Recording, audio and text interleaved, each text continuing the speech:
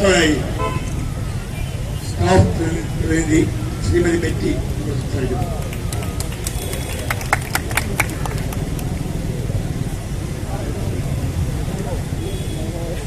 പ്രിയപ്പെട്ട ഇക്ര കുടുംബാംഗങ്ങളെ, സുഹൃത്തുക്കളെ, നാട്ടുകാരെ, അധികാരികളെ, സഹനത്തിന്റെയും കൂട്ടായ്മയുടെയും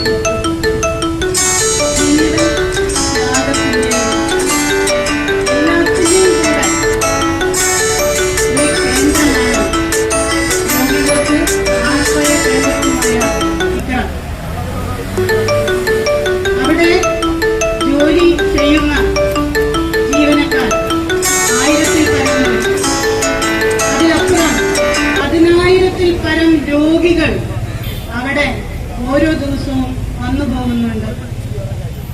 നിങ്ങളുടെ ശ്രദ്ധയിലേക്ക് ഞാൻ ഒരു കാര്യം മാത്രം പറഞ്ഞോട്ടെ. ഒരു കുടുംബം നിലനിന്നു പോകുന്നത് ഒരു തൊഴിലാളിയുടെ അധ്വാനം കൊണ്ടാണ്.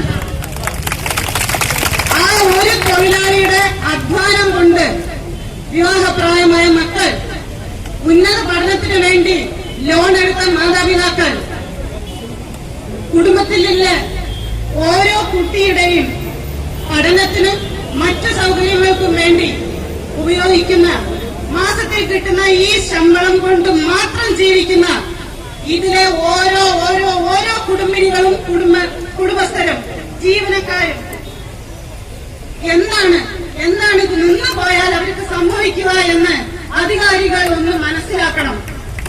ഇത് കാരണമുള്ളതാണോ എന്ന് അന്വേഷിക്കണം. ഓരോരുത്തരുടെയും ജോലി നിന്നു പോയാൽ എന്ത് സംഭവിക്കും? വെറും രോഗികളുടെ ബുദ്ധിമുട്ടുകൾ മാത്രമല്ല, ഓരോ കുടുംബങ്ങളുടെയും വിളക്കുകൾ അണഞ്ഞു പോവുകയാണ്. മുമ്പിവിടെ പറഞ്ഞ മാതിരി ഇക്കറ നിലനിൽക്കും.